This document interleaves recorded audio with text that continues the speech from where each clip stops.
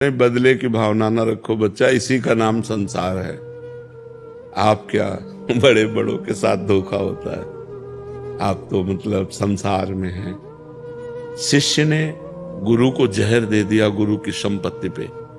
एक बहुत बड़ा स्थान है, हम गंगा किनारे जब भ्रमण करते थे तो वो मास्टर था शिष्य, तो वो पहले मास्टरी छोड़कर शिष्य बना, फिर विरक्त हुआ और फिर उनको जहर दे दिया जो गुरुजी थे, और फिर उनकी संपूर्ण प्रॉपर्टी का अधिकारी बना।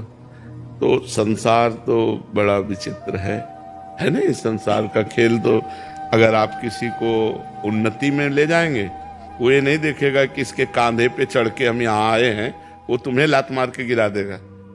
ये संसार का मतलब स्वरूप है ऐसा, आपका ही विषय नहीं। कोई करके देख लो, आप किसी का उपकार करो, वो अवसर आने पर आपके साथ प्रतिकूल व्यवहार जरूर कर सकता है, अनुकूल व्यवहार नहीं करेगा।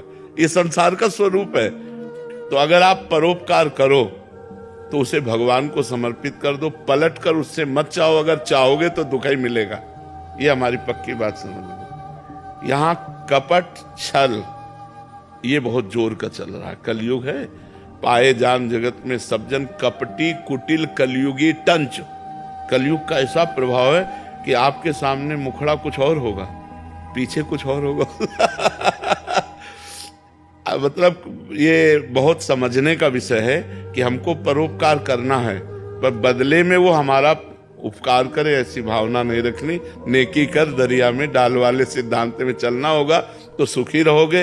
अगर सोचो कि हमने किसी को पानी पिलाया और वो हमको कभी अवसर पड़ेगा तो पानी पिलाएगा, तो दुख ही मिलेगा आपको, पलट कर दुख देगा। ये संसार का स्वरूप ऐसा है, इसलिए बहुत सावधान रहो। परोपकार करो पर विरोध भाव न करो। ये क्या करेगा, अपने को परेशान कर देगा, अपने चिंतन खराब होगा। अच्छा मान लो आप मारपीट की कानूनी कार्रवाई हुई, आप जेल गए, फायदा क्या हुआ? फायदा हुआ क्षमा करो। तुमने जो अच्छा किया वो बुरा कर रहा, मालिक देखेगा, मालिक देखेगा।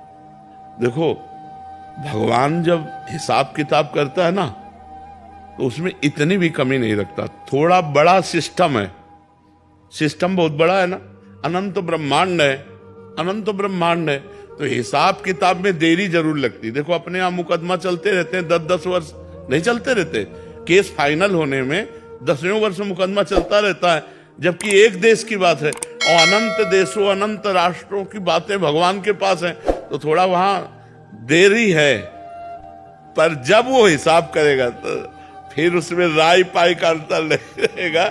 इसलिए हम उनके ऊपर छोड़ दें और हम मस्ती में हो जाएं। मालिक हिसाब करेगा, हम हिसाब करेंगे तो फंस जाएंगे, क्योंकि हमारे द्वारा कर्म बिगड़ जाएगा, मानसिकता बिगड़ गई, संपत्ति नष्ट हुई, जीवन नष्ट हो सकता है, ज्यादा गुस्सा आ गई, हिंसा हो सकती है। हमको लौटना चाहिए, विरोध भाव से वापस लौटना चाहिए, क्रोध भाव को अंदर दबाना चाहिए और अपने को बचा लेना चाहिए, नहीं तो बहुत प्रकार की समस्याएं हमारे जीवन में आ सकती है।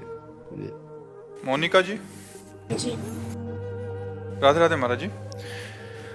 महाराज जी, प्रभु प्रेम पूरी तरह समर्पण मांगता है और भक्ति में भी समर्पण होता है। दोनों मार्ग ईश्वर को प्रिय हैं। नहीं, दोनों मार्ग नहीं, मार्ग एक ही है। भक्ति से ही प्रेम प्रकट होता है। पहले नवधा भक्ति होती है, फिर प्रेम लक्षणा भक्ति होती है। दो मार्ग हैं, ज्ञान और भक्ति। जो विशुद्ध ब्रह्म बोध का मार्ग है, जो वेदांत दर्शी ज्ञान है, वो एक अलग मार्ग है, और एक भगवान के समर्पण की भक्ति नवधा करके फिर प्रेम प्राप्त करना, ये अलग मार्ग है। तो भक्ति और प्रेम ये दो मार्ग नहीं है। भक्ति प्रथम भूमिका है और प्रेम उसका फल है। महाराज जी यही कहना चाह रहे हैं कि दोनों मार्ग ईश्वर को प्रिय हैं, पर दोनों ही कठिन मार्ग हैं। नहीं, कठिन देखो, भगवत मार्ग कठिन नहीं है, कठिन है विषय त्यागना। इसलिए हमें कठिन पड़ता है कि जैसे ये छोड़ दो, ये छोड़ दो, ये छोड़ दो। जो विषयों में हमारी रति है उसे त्यागना कठिन, इसलिए भगवत मार्ग बड़ा कठिन लगता है। ऐसा लगता है ऐसा कोई सिद्धांत हो कि हम विषय भोगते रहें और भगवान मिल जाए, लेकिन ऐसे भगवान तो मिलते नहीं। चाहत हमारी जो मन की पूछो तो मन यही चाहता है, नियम संयम ये जब तक हम धारण नहीं करेंगे, इंद्रियों को भोगों से नहीं हटाएंगे तब तक भगवान में मन लगेगा ही नहीं, और मन नहीं लगेगा तो भगवान की प्राप्ति नहीं होगी। मन लगाने के लिए संयम की आवश्यकता है, और संयम बड़ा कठिन है। बोले सबकी ममता ताग बटोरी, मम पद मन ही बांध भर डोरी। माता पिता भाई बंधु परिवार सबकी ममता की ताग जो है मेरे चरणों में बांध दो। भगवान कह रहे एक सिर्फ मेरे चरणों से ममता करो, और जो धर्म विरुद्ध भोग है उनको त्याग दो। जो धर्मयुक्त भोग हो मेरे को अर्पित करके भोगो, और निरंतर नाम जप करो। तो भोगों को त्यागना कठिन है, भगवान को पाना कठिन नहीं है। अगर भोग त्याग हो जाए और निरंतर भजन होने लगे तो भगवान, जहां भगवान का नाम है वही भगवान है। नाम बाणी जहां श्याम श्यामा तहां, नाम बाणी सुनत श्याम श्यामा सुबस, नाम बाणी निकट श्याम श्यामा प्रगट। ऐसा हमारे आचार्यों ने कहा, महापुरुषों ने कहा। तो कठिन है संसार के भोगों को त्यागना। तब लगता है यार भगवान का मिलना बड़ा कठिन है। भोगों का त्यागना कठिन। अगर भोग त्याग हो जाए तो भगवान तो सर्वत्र ही, वो हमारी आत्मा है, हमारे सुहृद है, हमारे प्रीतम है। नैना जी, राधे राधे महाराज जी। महाराज जी कह रहे हैं कि खुद को कर्ता ना स्वीकार करने वाला भी वही, सब वही है, ये भाव अपने आप आ रहा है। ये भी वही भाव दे रहे हैं, या मतलब खुद मैं करता नहीं हूँ, ये भाव इनके अंदर आ रहा है कि जो हो रहा है वही प्रभु करा रहे हैं। नहीं, इसमें देखना होगा कि प्रभु कभी किसी का बुरा नहीं कराते, और प्रभु के द्वारा प्रेरित कभी बुरे आचरण नहीं होते। अगर हम ये बात मानेंगे कि सब प्रभु करा रहे हैं, बात समझना हमारी, तो फिर हमारे लिए ये कानून नहीं रह जाएगा कि ये करो और ये ना करो, क्योंकि प्रभु का आदेश है। तस्मात् शास्त्रम प्रमाणम ते कार्या अकार्यो व्यवस्थितो। क्या करना चाहिए और क्या नहीं करना चाहिए, इसको पहले हम शास्त्र आज्ञा का पालन करें और साधना करें। जब हमारा स्वरूप सिद्ध हो जाता है तो अकर्ता स्थिति आ जाती है। तो सिद्ध पुरुष से कभी कोई पापाचरण होते नहीं, कोई गंदी वासना उदय नहीं होती। अगर हम अभी मान लेते हैं कि हम कर्ता नहीं हैं तो हम खुली छूट हो जाएगी। पहले हमें मन और आत्मा एक करनी है, निर्मल करना है। पहले इस सिस्टम को समझिए, नहीं तो प्रेरणा कर रहा है मन और आप समझोगे भगवान प्रेरणा कर रहे हैं तो फंस जाओगे ना। मनई की प्रेरणा से तो सब फंस रहे हैं। तो पहले मन मारिया तन बस में की ना, हुआ भरम सब दूर, हुआ भरम सब दूर। बाहर से कुछ दिखत नाही, अंदर चमके नूर। आपो त्याग जगत में बैठे, नहीं किसी से काम। उनमें तो कुछ अंतर ना ही, संत कहो चाहे राम। अब वो भगवान का स्वरूप हो गया, पर अभी नहीं, अभी नहीं, अभी। पर इनको अनुभव हो रहा है कि आप जी कहते हैं कि शब्द भी वही हैं, आप जी कहते हैं कि जिसने बोला वो देखो, ज्यादा बुद्धि लगाने से परमात्मा ज्ञान नहीं होता। केवल बुद्धि में परमात्मा ज्ञान की बातें आती हैं।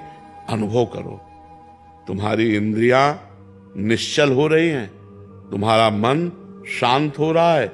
हर समय तुम ब्रह्माकार वृत्ति में हो या स्त्री भाव शरीर में हो।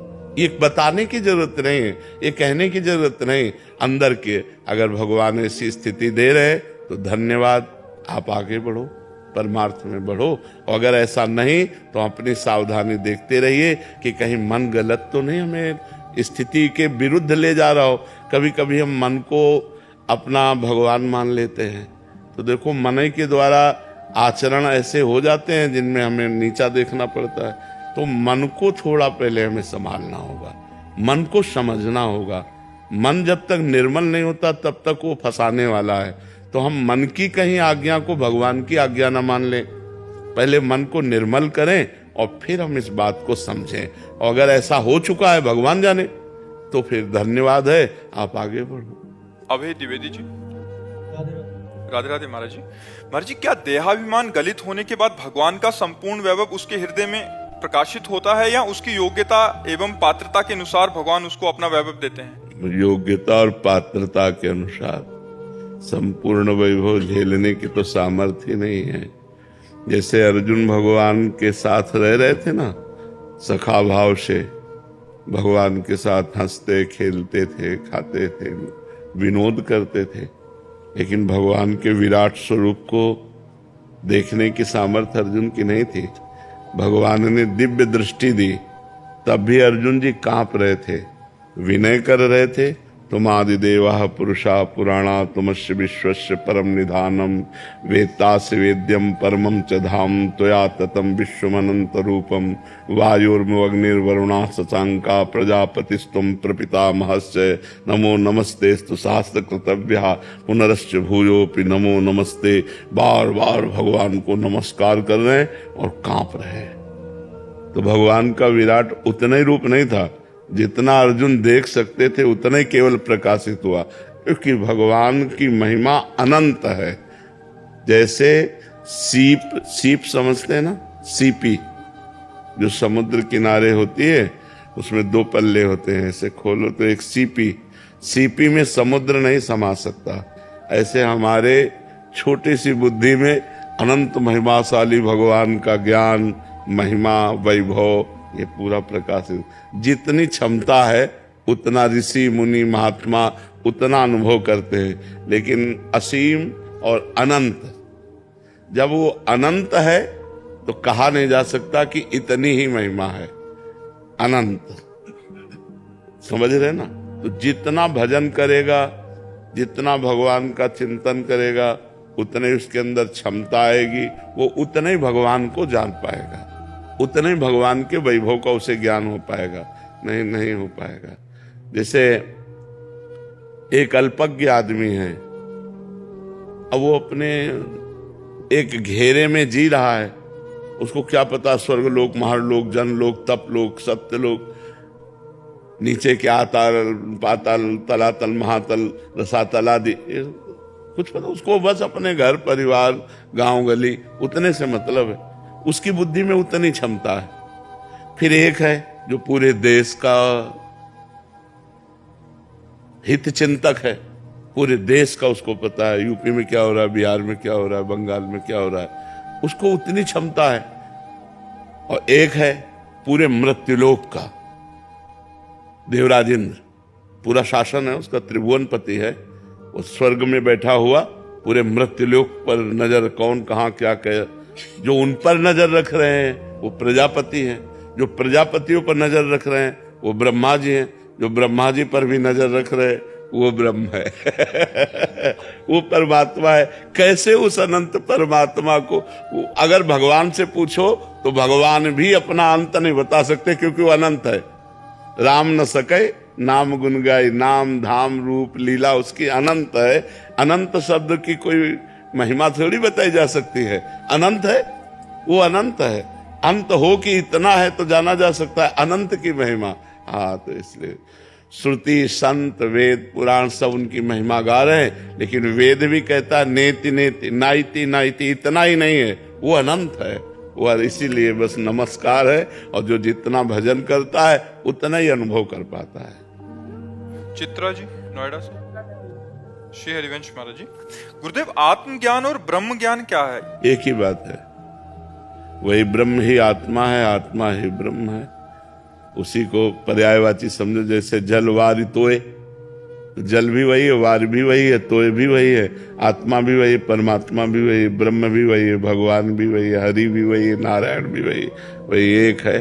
एको ब्रह्म द्वितीयो नास्ति, दूसरा कोई है नहीं। उसके नाम अनंत हैं। कोई उसे परमात्मा पुकारता है, कोई उसे आत्मा पुकारता है, कोई उसे ब्रह्म पुकारता है, कोई भगवान कह के पुकारता है वही, दूसरा कोई थोड़ी है। कृष्ण गोपाल चौधरी जी, श्री हरिवंश महाराज जी, गुरुदेव कौन, क्या अनुकूलता और प्रतिकूलता के अलावा कोई परिस्थिति नहीं होती? क्योंकि अनुकूलता में किसी भी व्यक्ति वस्तु में आसक्ति या राग हो जाता है और प्रतिकूलता में द्वेष भाव आ जाता है। समता, क्षमता, अनुकूल और प्रतिकूल में समान भाव, ये भगवान का स्वरूप है। समता भगवान का स्वरूप, भगवान सम है, संसार विषम है।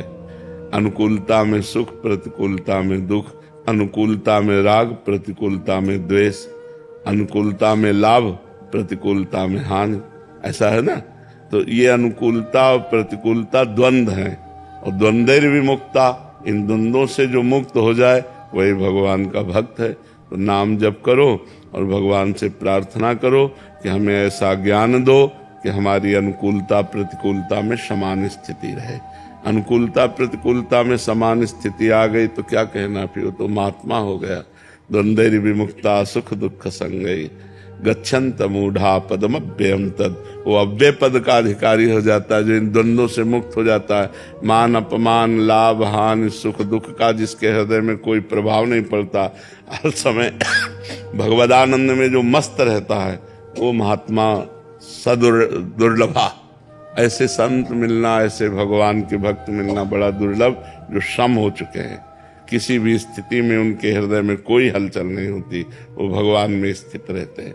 वो निष्पाप महात्मा ही, जब तक पाप रहेगा तो अनुकूलता प्रतिकूलता में फंसा रहेगा, और निष्पाप हो गया तो अनुकूलता प्रतिकूलता में समान हो जाएगा। अज्ञान का नाश होते ही सम आ जाता है, समता आ जाती है। तो इसलिए नाम जप करो, सत्संग सुनो, पवित्र भोजन, पवित्र आचरण, तब अध्यात्म का ज्ञान होता है। ऐसे थोड़ी होता है, समझ पा रहे हैं आप? तो भगवान, प्रारंभिक अवस्था में जब उपासक नाम जप के लिए कृपा से लगे तो स्वभाव कैसा बना लेना चाहिए? क्या बिल्कुल देखो, स्वभाव थोड़ी देर के लिए ड्रामा करना अलग होता है और स्वभाव परिवर्तन होना अलग होता है। तो हमें स्वभाव बदलना चाहिए। स्वभाव बनाना एक नाटक होता है और स्वभाव बदलना स्थिति होती है, और वो स्वभाव बदलता है भजन से। जितना डट के भजन करोगे उतना स्वभाव बदलता चला जाएगा। सब हमको लगेगा कि मैं अधम हूँ, मेरे ऊपर भगवान की कृपा है। बड़े बड़े संतों को ऐसा महसूस होता है कि है तो कृपा सिर्फ भगवान की, मैं तो नीच अधम हूँ। वो स्वभाव भजन से बदलता है। यह जो पर्यो मोहि सहज स्वभाव, श्री हरिवंश नाम रस चाओ, नाव सुदृढ़ भव तरन को। बोले मेरा स्वभाव बन गया हर समय राधा वल्लभ श्री हरिवंश, राधा वल्लभ श्री हरिवंश, राधा वल्लभ। ये स्वभाव बन गया भगवान का नाम जप करना, स्वभाव बन गया दूसरों को सुख देना, स्वभाव बन गया अच्छे आचरण करना। तो ये स्वभाव परिवर्तित, स्वभाव बदल गया तो बढ़िया बात हो गई। स्वभाव बदल जाना ही भजन का फल है। तो नाम जप करो। अगर माला चला रहे हो और बेईमानी नहीं गई, झूठ बोलना नहीं गया, छल कपट नहीं गया, गंदे आचरण नहीं गए, स्वभाव गंदा, तो माला चलाने से मतलब क्या? माला चलाने का फल तो होना चाहिए कि आप में परिवर्तन आना चाहिए, आपका स्वभाव बदलना चाहिए, आपका व्यवहार बदलना चाहिए, आपकी वाणी बदलना चाहिए, आपकी चेष्टा बदलनी चाहिए। तो स्वभाव बदलेगा भजन से। सुजीत जी, श्री हरिवंश महाराज जी, यदि जीवात्मा को भगवत प्राप्ति हो गई, यानी उसकी चेतना जीवित है और वो प्रभु से ऐसे मिल पा रहा है जैसे हम आपसे मिल पा रहे हैं, तो ये चेतना जीवात्मा की कब तक रहती है? कभी तो विलीन होती होगी, शून्य को प्राप्त होती होगी। नहीं, विलीन होने की साधना अलग है। जैसे तरंग समुद्र में विलीन हो गई, अब कभी खोजो तो तरंग, वो तरंग जो विलीन हो गई वो नहीं मिलेगी। नई तरंग भले उठ जाए, वो तरंग तो गई। तो वो जीवात्मा परमात्मा में जो लीन हो गया, उसका अस्तित्व ही गया। लेकिन भक्ति में अस्तित्व रहता है। हम भगवान के दास हैं, तो हम भगवान के धाम में, जैसे अपने लोगों की उपासना है, तो वृंदावन धाम में बिहारी बिहारिंजू के समीप उनकी सेवा में अनंत काल तक है। हमारा अस्तित्व रहेगा। अस्तित्व लीन नहीं होगा कि हम और भगवान एक हो गए, नहीं, वो स्वामी है और मैं सेवक हूं, ऐसा भाव बना रहता है। लेकिन ज्ञान में, जो ज्ञान मार्ग है, उसमें अस्तित्व लीन है, इसीलिए उसको मोक्ष मार्ग कहते हैं। वो भगवान के जैसे तरंग समुद्र में लीन हो गई, ऐसे वो भगवान बनकर भगवान में लीन हो गया। अब उसमें और भगवान में कोई अंतर नहीं रह गया। जैसे भगवत प्राप्ति अगर किसी को हो गई, हाँ, तो वो भक्त की तरह ही भगवान के साथ हमेशा रहते हैं, भाव के अनुसार ना। अभी मतलब हमारी बात समझने, जैसे दास भाव है तो हर समय वो भगवान को स्वामी देखता हुआ अपने को दास मानेगा। सखा भाव है तो भगवान को मित्र मानते हुए भगवान के साथ रहेगा। गोपी भाव है तो भगवान को पति मानते हुए भगवान के साथ रहे। वात्सल्य भाव है तो भगवान को अपना बेटा मानते हुए भगवान के साथ रहेगा। जैसे हम भाव करते हैं वैसे ही भगवान हमें प्राप्त होते हैं। तो अगर हम भाव रखें दास, तो वैसे ही भगवान अनंत काल तक के लिए हम दास बनकर भगवान की सेवा में चले जाएंगे। जो भाव होता है, जब आदमी देह शरीर त्याग करता है तो वही भाव जाता, वही भाव के अनुसार ही उसकी गति होती है। बाद में अगर भाव बने प्रभु के प्रति, मतलब कुछ ऐसा कि हम ये भी, जैसे बड़े बड़े महर्षि लोग होते हैं, सोचते हैं कि इनका प्रभु मेरे मतलब दर्शन हो जाए, ये मतलब भाव बदल सकता है क्या? नहीं, जैसे हमारे मन में आया कि राम रूप के दर्शन हो जाएं, तो फिर राम रूप के दर्शन होंगे। देवता किसमें? हाँ, जैसा साक्षात प्रकट इसी जन्म में दर्शन होंगे। अगर भजन है इस कोटि का, नहीं तो मरने के बाद भगवान के धाम जाएगा। इस कोटि की व्याकुलता है कि अब उसे जिया नहीं जा रहा, तो भगवान उसी को सिर्फ अनुभव में आएंगे, उसके नेत्रों में बस जाएंगे, उसको दिखाई देंगे। कण कण में झांकी भगवान की, किसी सूझ वाली आंख ने पहचान की, भगवान वो आंख दे देंगे कि भगवान दिखाई देने लगे। अभी तो माया देखने की आंखें हैं, अभी भगवान देखने की थोड़ी आंखें हैं। राजेंद्र कुमार जी छत्तीसगढ़ से। राधे राधे महाराज जी। महाराज जी, प्रभु को प्रसन्न करने के लिए क्या करना चाहिए? प्रभु के हो जाना चाहिए।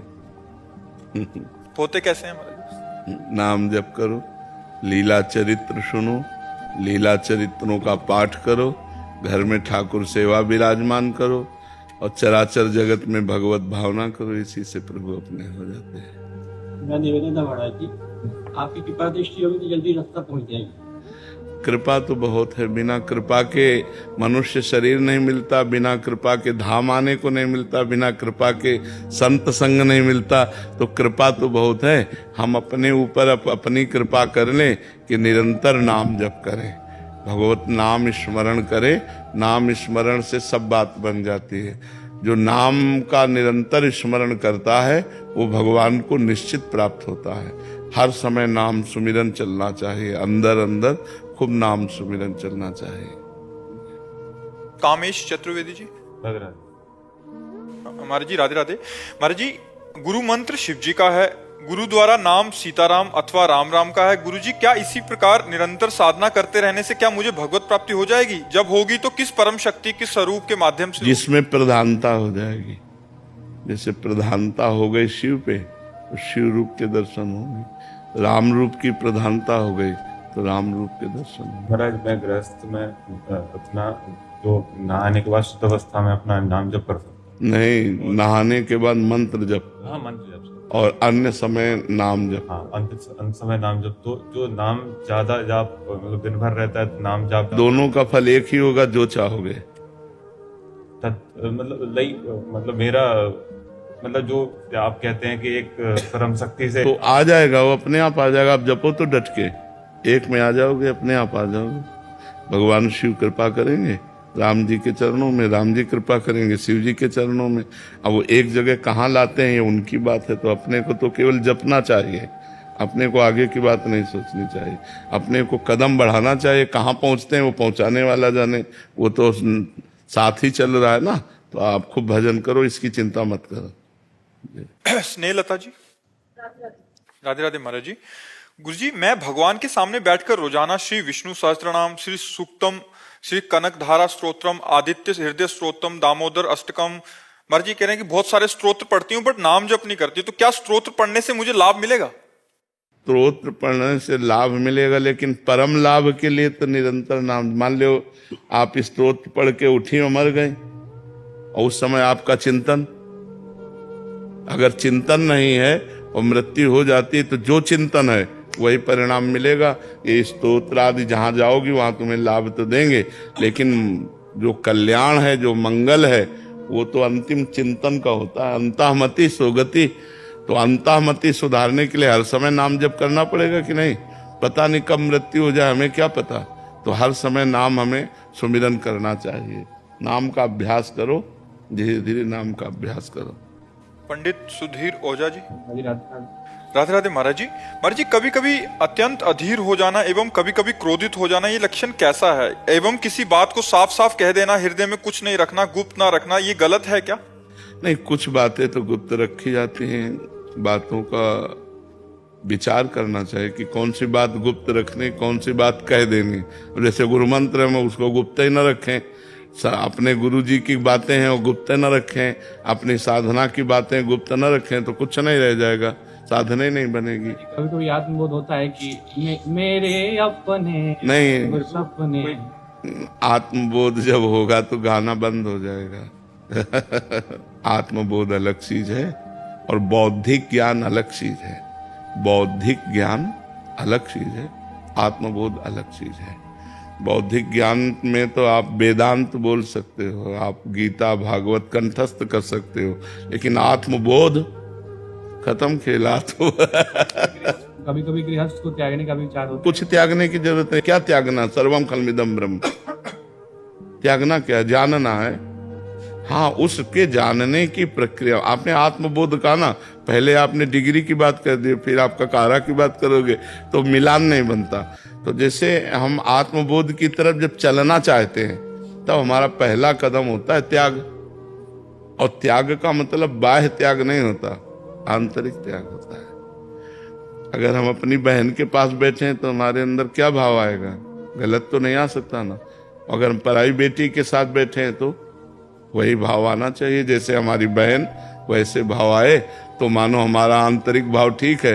अगर अपना पराया भाव आ गया तो कौन सा ज्ञान रह गया, फिर क्या रह गया? तो यही चीजें हमें देखनी अंदर, कि गलत बातों को, गलत चेष्टाओं को, गलत चिंतन को, गलत आहार को, इसको सुधारना है। इसको सुधारो तो एक अच्छे ज्ञानी बन जाओगे अपने आप। आत्मबोध होने के लिए तो मनुष्य शरीर मिला है, लेकिन अभी नहीं हुआ है, अभी नहीं हुआ है, वो आगे होगा अगर चलोगे सही मार्ग में। आद्य गुरु भगवान शंकराचार्य को अपना आचार्य मानकर वेदांत दर्शन से चलोगे तो आत्मबोध होगा, और आचार्यों को अपना गुरु बना के चलोगे तो भक्ति, प्रेम, भाव जैसा जिस महापुरुष ने जो प्रकाशित किया उसके आश्रित होकर हम चलेंगे, वही प्रकाश हमारे हृदय में होगा। जी, आत्मबोध संपन्न महापुरुष का क्या लक्षण है? गीता जी में लिखा हुआ है, निर्माण अमोहा जित संग दोषा अध्यात्म नित्या विनिवृत्त कामा द्वंद्वैर विमुक्ता सुख दुख संगै गच्छन्त मूढ़ा पदमभ्यम तत्।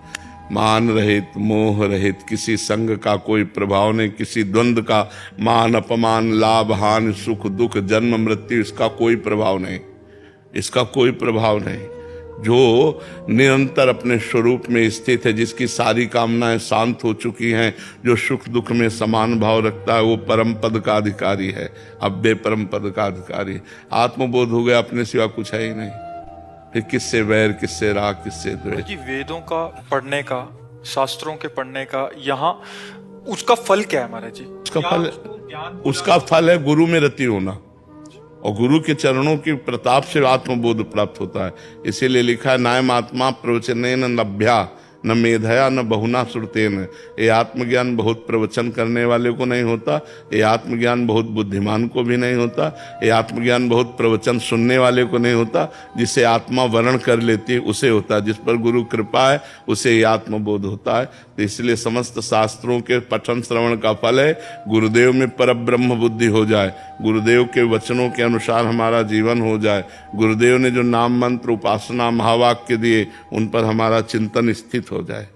ब्रिजेश यादव जी, राधे राधे महाराज जी। महाराज जी, एक डर सा रहता है कि कहीं गुरु के प्रति कोई अपराध ना हो जाए। और बढ़िया बच्चा, अगर ये डर बना रहेगा तो अपराध किसी का नहीं बनेगा, अगर डर नहीं रहेगा तो अपराध बन जाएगा। अगर ये डर बना रहे ना कि यार भगवान देख रहा है, ये डर बना रहे कि गुरु देख रहा है, तो हमें लगता है जो डर गया वो अभय हो गया। इस मार्ग में अभय होए जो तुम्हें डराई, जो भगवान का डर, कानून का डर, शास्त्र का डर, गुरु का डर है, वो बच जाएगा, और जो इनका डर नहीं रखता वो तो भ्रष्ट हो ही जाएगा। डर जरूरी है, डर जरूरी है। आज डर ही तो खत्म होता जा रहा है, इसीलिए हम गिरते जा रहे हैं। अगर हमें डर हो कि भगवान देख रहा है, हमें डर हो कि गुरु संत की आज्ञा का उल्लंघन ना हो जाए, हमें डर हो कि कानून के विरुद्ध आचरण न बन जाए, तो हम बहुत अच्छे आदमी बन जाएं। डर हमें अच्छा आदमी बना देता है, और जहां इधर निडर हुआ तो फिर वो गिर जाता है। जिसे है कि हम झूठ नहीं बोलेंगे, बेईमानी नहीं करेंगे, कोई जाने या ना जाने, भगवान तो जान रहा है ना। भगवान का डर है, गुरु का डर है, संत का डर है, वो अच्छी बात है, वो अच्छी बात है। गुरु अपराध से बचने का क्या उपाय? गुरु कृपा। गुरु के अपराध से गुरु ही बचा सकता है, दूसरा नहीं, दूसरा नहीं कह सकता। यहां तक कि भगवान भी नहीं। कबीरा हरि के रूठते गुरु की शरणे जाए, और कहे कबीर गुरु रूठते हरि नहीं होत। भगवान भी सहायता नहीं करते यदि गुरु रूठ जाए। गुरु रूठ जाए तो सिर्फ गुरु ही क्षमा कर सकता है, दूसरा कोई, गुरु से बड़ा कोई है ही नहीं त्रिभुवन में। भगवान भी गुरु के अधीन है, तो इसलिए हमें लगता है कि भगवान ही गुरु हैं, पर गुरु रूप से भगवान अधीन, जिसको गुरु चाहे उसको भगवान की भक्ति प्रेम और भगवान प्रदान कर दे। गुरु महिमा है, इसलिए अगर गुरु से अपराध बन जाए तो गुरु के सामने ही विनय करनी चाहिए। वो कह दे जाओ क्षमा तो क्षमा, और विश्व में कहीं अपराध बना हो गुरु क्षमा कर दे तो क्षमा हो जाए। गुरु अपराध का फल क्या होगा महाराज जी? अगर गुरु प्रगति, बुद्धि भ्रष्ट हो जाना, नाना प्रकार के रोग आना, चिंता शोक में फंस जाना, भारी समस्याओं में फंस जाना। अपराध दुख प्रदान करता है ना, विपत्ति प्रदान करता है, संकट प्रदान करता है। महाराज जी हमारी चित्तवृत्ति इधर उधर भागती रहती है। नाम जप करो, राधा राधा राधा राधा नाम जप करो। केशव, श्री हरिवंश महाराज। राधे राधे महाराज जी। महाराज जी, अगर सब कुछ कर्म से होता है तो ईश्वर की कृपा क्यों जरूरी है, और अगर सब कृपा से होता है तो कर्म का मूल्य क्या है? बच्चा, कर्म सीमा है, कर्म की एक सीमा है, कितना कर सकते हो, एक क्षमता है तुम्हारी, लेकिन कृपा असीम है। अनंत की प्राप्ति सीमित कर्मों से नहीं हो सकती, अनंत की प्राप्ति अनंत की कृपा से होगी। हमारी क्षमता बहुत छोटी सी है, परमात्मा बहुत महान है। उस महान परमात्मा को प्राप्त करने के लिए हमारी क्षमता नहीं है, हम प्रयास करते हैं। जैसे छोटा बच्चा, तो माँ जब देखती है कि इसका प्रयास निष्फल हो रहा है, ये लक्ष्य को नहीं प्राप्त कर सकता, तो अपनी गोद में लेकर पहुंचा देती है।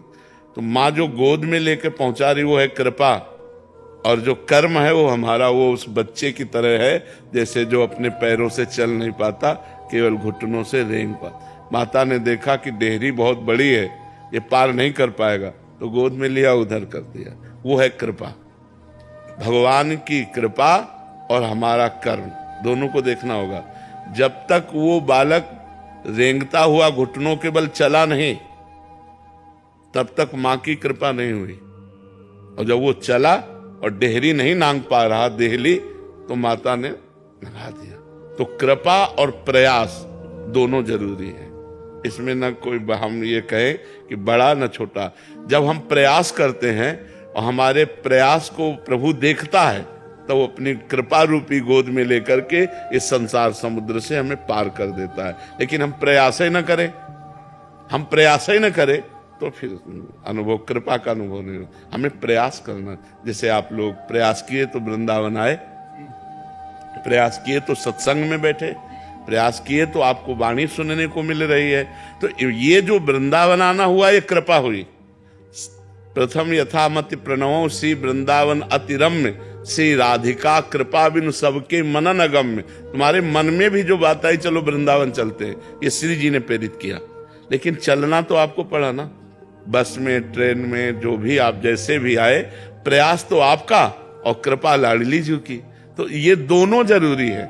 जैसे आकाश में पंछी दो पंखों से ही उड़ता है, एक पंख से नहीं उड़ सकता, ऐसे ही हम कृपा और प्रयास, पुरुषार्थ, दोनों पुरुषार्थ कर रहे हैं और भगवान की कृपा की याचना कर रहे हैं कि नाथ, हमसे जितना बन पड़ रहा है उतना हम कर रहे हैं, पर इतने से आप मिलने वाले नहीं, आप अपनी कृपा से मिलते हो। तुम्हारी कृपा तुम्हारी रघुनंदन, जाने भगत भगत उर चंदन। तो दोनों का हमारे जीवन में होना अति आवश्यक है। पुरुषार्थ भी, जिसे तुम कर्म कहते हो, और कृपा भी। भगवान की कृपा और हमारा पुरुषार्थ, तो हम जिधर जाएंगे उधर हमारा मंगल होगा और विजयी होंगे। अगर हमारा केवल पुरुषार्थ ही रहा तो उसमें फिर प्रारब्ध काम करेगा, वो हमें फेल करेगा, हमें पास करेगा। और कृपा रही तो हम पास ही पास होंगे, फेल हो ही नहीं सकते। इसलिए हमें कृपा और पुरुषार्थ दोनों चाहिए। युवराज महाराज जी, मीरा चरित्र में उल्लेखित है कि मीरा जी की दासियां जो उनके सहयोगी थी, श्री कृष्ण तथा श्री जी की सखियां थी, जो उनके साथ श्री कृष्ण के आदेशानुसार उनकी सहायता करने के लिए उपस्थित थी। क्या महाराज जी आप भी जो साथ निकुंज सखियां ही भेजते हैं? तो अब भगवान, अगर जितने संत भगवान हमारे सब साथी हैं, तो कौन किस रूप में आया है हमको क्या पता चले। भला कोई व्यक्ति किसी व्यक्ति का कितना सहयोग कर सकता है, लेकिन अपना जीवन दे देना, ये किसी व्यक्ति का विषय नहीं हो सकता, ये भगवान के भेजे हुए पार्षदों का होता है। अब जैसे ये है, अब अपना पूरा जीवन दे दिए, ये है अपना पूरा जीवन दे दिए। हम कहीं खड़े हो जाओ तो खड़े, यहीं खड़े रहना तो वहीं खड़े रहेंगे, बैठ जाओ तो बैठ जाओ, चलो ऐसा करो तो करो, नहीं बिल्कुल ऐसा नहीं करना तो ऐसा नहीं करना, कोई मतलब नहीं। क्या करना क्या नहीं करना केवल आप आदेश करो, उससे चल रहा। तो ऐसा जीवन तो कहीं देखा नहीं गया। अगर कहीं यह है कि आप आदेश करो मैं कर रहा हूं तो उसमें पेमेंट होती है, उसमें कुछ न कुछ अपनी चाहत होती है, इसमें कोई चाहत नहीं। अब जाओ मांग के खाओ और हमारी आज्ञा पे रहो, ये तो भगवत पार्षद ही करते हैं। तो ये सब भगवान के निज जन हैं। अब कौन किस रूप में आया हुआ है ये तो भगवान जाने है लेकिन हम इतना जरूर जानते हैं कि ये सब भगवान के भेजे हुए पार्षद हैं। जो हमारे पास है ये सब भगवान के भेजे हुए पार्षद हैं। हम इतना समर्पण कैसे करें बाबा, इन जैसा कि भगवान ही करवा सकते हैं अपने बस के। इन लोगों का जैसा समर्पण है, बहुत जोर का समर्पण, मतलब बहुत जोर का समर्पण है। क्योंकि 24 घंटे सेवा में रत हैं, बस पा लिए और कहीं भी पढ़कर सो लिए और नहा लिए, बस फिर अपनी सेवा में रत हैं। एक पैसे की चाहत नहीं, एक पैसे की चाहत कुछ भी नहीं इनका, और पूरा जीवन समर्पित किए हुए हैं। और ये ऐसे नहीं, ऐसे तो कई साधक हैं जो पूरा जीवन समर्पित किए हुए हैं। तो अब ये कौन है? ये लोग तब जुड़े थे जब हम भीख मांग के खाते थे, हमारी झोली में 100 रुपया भी नहीं था, तब ये लोग जुड़े थे। ये लोग आज मान लो आज तो कुछ है जिससे सबका भरण पोषण हो रहा है, लेकिन कल जब ये जुड़े थे ये लोग तब हमारी झोली में केवल भिक्षा की रोटी होती थी तो ये लोग कुछ ऐसे नहीं है कि ये कुछ देख के जुड़े हों, ये श्री जी के लिए जुड़े हैं, श्री जी के लिए ऐसे है। तो अब कौन किस वेश में कैसे पता चले? इसलिए भगवान के पार्षद है, ना जाने किस वेश में नारायण मिल जाए, विविध रूप धारण करके अपने भक्त को सुख पहुंचा रहे। बस ये बात। जैसे कि आपने कहा था कि एक भगवान की खूब करो आराधना, तो मैं शिव जी की करता हूँ। और जैसे कि मुझे कहीं जैसे बाहर तीर्थ स्थल पर जाना होता है, बालाजी या राधा रानी, तो मैं दर्शन करने तो जा सकता हूँ। और क्या, सब जगह जाना। नहीं, हमारी बात समझो, जैसे पति एक होता है ना, लेकिन परिवार की सेवा तो होती है ना, देवर की भी सेवा, ननंद की भी सेवा, सास की भी सेवा, ससुर की भी सेवा। ऐसे ही परमात्मा को एक इष्ट चुन ले और सबकी सेवा करके उसी का प्रेम मांगे। समझ रहे हैं? जैसे हम अन्य जगह गए, सेवा किया और हमारे भगवान में प्रीति हो, हमारे नंदन में प्रीति हो, हमारे भगवान शिव में प्रीति हो। ऐसे जैसे गोपी जन कात्यायनी की सेवा कर रहे हैं, वरदान मांग रहे हैं कि नंदन हमें पति रूप में प्राप्त हो। तो इष्ट चयन, जैसे हम राम इष्ट माना तो अब हम सब जगह सेवा करेंगे और यही मांगेंगे कि राम जी के चरणों में प्रेम हो। ऐसा चलना चाहिए।